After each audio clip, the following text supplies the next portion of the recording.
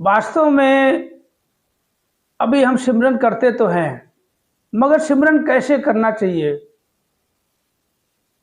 अभी ये हमें सदगुरु ने हर तरह से हमें बताया है, हर तरीके बताए हैं कि भक्ति करने का, सिमरन करने का कोई समय नहीं। हर श्वास में हो सिमरन तेरा, पर श्वास में हो सिमरन तेरा है। कहते जुबान से नहीं, रटन नहीं होनी चाहिए। सिमरन भी एक एहसास है। किसका? इस निरंकार का। हमारा जो गुरु है, सदगुरु है, निरंकार है, साकार में आके हमें बताता है अपने बारे में। तो सिमरन हम करते हैं तो कैसे करते हैं? कहते कई बार आपने देखा होगा, हमने भी देखा है कि कई बार हम ऐसे सिमरन करने लग जाते हैं कि कोई ऐसी सिचुएशन पैदा हो जाती है कि हम भयभीत हो जाते हैं, घबरा जाते हैं, मायूस हो जाते हैं, दुखी हो जाते हैं। उस परिस्थिति में हमें, जब हम सिमरन करते हैं तो हमारी उस समय परिस्थिति टल जाती है, मनोकामना पूरी हो जाती है, क्योंकि उस समय हम अपने आप में नहीं होते हैं, अपना आपा खो बैठते हैं। आपने देखा होगा जब कोई हमारे साथ परेशानी आती है तो कहते हैं विनाश काले विपरीत बुद्धि। तो उस समय हमारा बुद्धि भी काम नहीं करती है, आपा खो बैठते हैं, अपने आप में नहीं होते हैं। उस समय सिमरन करते तो परमात्मा से कनेक्टिविटी हो जाती है।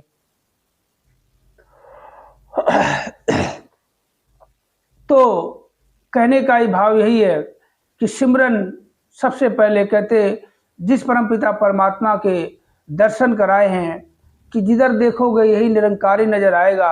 हर एक में, सूरज में, चांद में, सितारे में, हर जगह, आग में, पानी में, धरती में, वायु में, जीव में, आकाश में, हर जगह निरंकार है।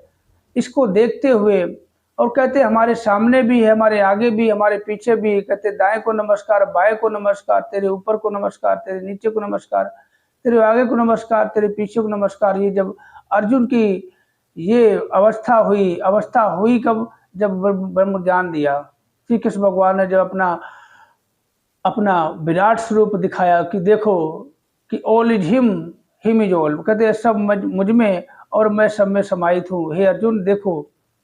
तो ये अवस्था सुमरन हम करें कि अब परमात्मा दूर नहीं है, आंखों के सबसे नजदीक हमारे पलके हैं, और उससे भी नजदीक हमारा परमात्मा सदगुरु है।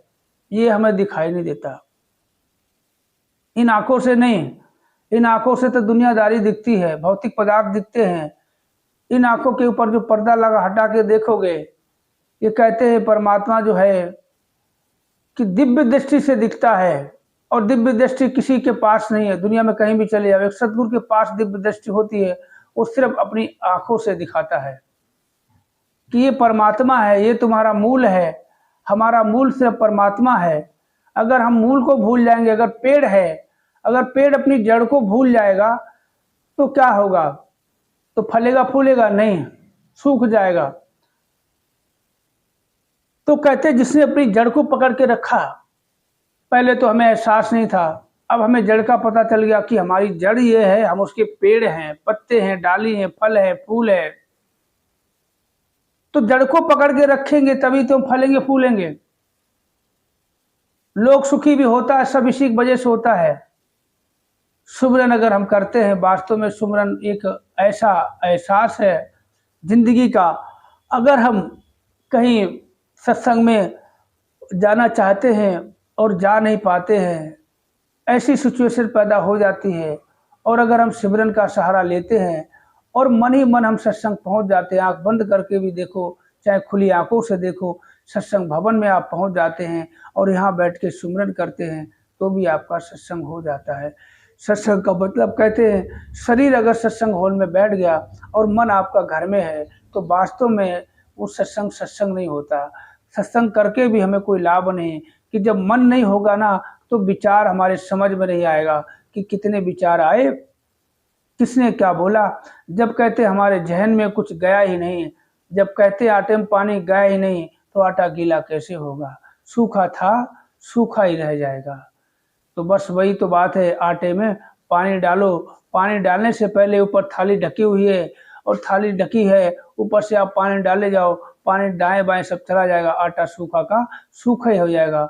बाद में आप लोटेक पानी हटाओगे, देखोगे अरे आटे में तो बिल्कुल पानी नहीं, वो सूखा था सूखा ही रहेगा।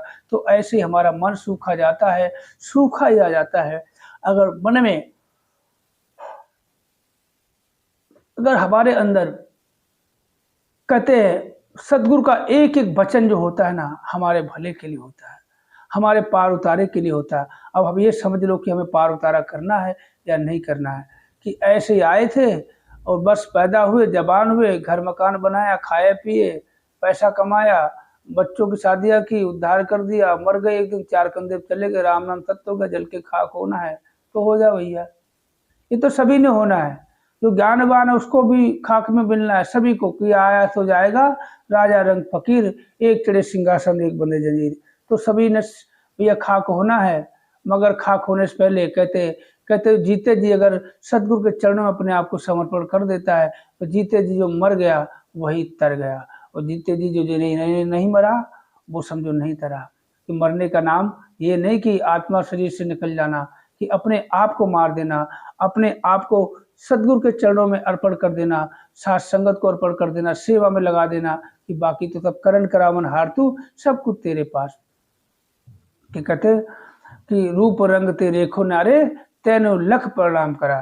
कि ये रूप रंग से रेखो नारे, कि इसकी रेखा नहीं, रूप नहीं, रंग नहीं, कहते इसको लख प्रणाम करो, बारंबार प्रणाम करो, दिन रात प्रणाम करो। बस यही है हमारा मूल, ये परमात्मा है। जब हमें इसकी पहचान हो जाती है, कहते नाम लेने से कुछ नहीं होता, जय जयकार करने से कुछ नहीं होगा, प्रधानमंत्री की जय बोलो, नरेंद्र मोदी की जय बोलो, भारतीय जनता पार्टी की जय बोलो, इससे कुछ नहीं होगा। अगर हमें नरेंद्र मोदी से हमारी रिश्तेदारी हो जाती है और रिश्तेदारी निभानी हमने एक बार, कहते किसी जानकार ने एक देश के प्रधानमंत्री से हमें मिला दिया, हमारा उससे मिलाप करा दिया, हमारा रिलेशन जोड़ दिया, फ़ोन नंबर उसका हमें दिला दिया और उसने हमारा ले लिया। वो तो बात करता रहता है, मगर तुम इग्नोर करो, तुम उससे मिलो ना, उसका सिमरन ना करो, तो प्रधानमंत्री का क्या लाभ ले पाओगे। एक वही है कि नाम से जपने से कोई लाभ नहीं होगा। नाम जपो, कहते जब तक इससे समर्पण नहीं हो पाओगे तब तक कुछ नहीं होगा। तो सिमरन करना है, सबसे पहले अपनी वो अवस्था बनानी होती है कि अपने आप को खो देना, अपने अंदर जो कहते हैं, अगर इसमें इस समय मन में कोई बुरे विचार उत्पन्न हो रहे हैं, कोई बुरा ख्याल आ रहा है, कोई आपके साथ घटना घटी हो उसका ख्याल आ रहा, पहले मन को शांत रखो कि कोई बात नहीं, हो गया सो हो गया, छोड़ो यार, कोई बात नहीं, जो कोई बात नहीं, उसने कहा मैंने तो नहीं कहा। पूरी तरह से अपने मन को शांत रखो, उसके बाद इस संकार का एहसास करो और सिमरन शुरू करो। उसके बाद देखो सिमरन का लाभ आपको बहुत मिलने वाला है, इतना मिलेगा, कहते हैं ना कि जहाँ उम्मीद खत्म हो जाती है वहाँ से काम करता परमात्मा। तो वीडियो कैसा लगा कमेंट करके जरूर